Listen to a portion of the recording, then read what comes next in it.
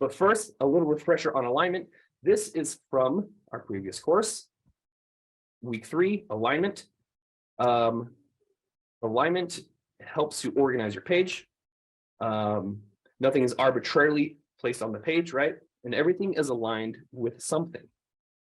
So there's a few basic types of alignment. Edge alignment, where everything is aligned on some sort of edge. This includes typography, but also imagery and buttons and whatnot.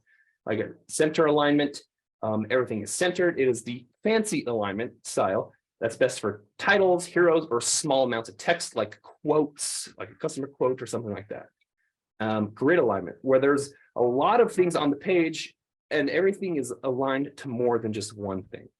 So, and then there's anti-alignment, which breaks all of the rules of alignment to add contrast and add visual flair and create a focal point on your page.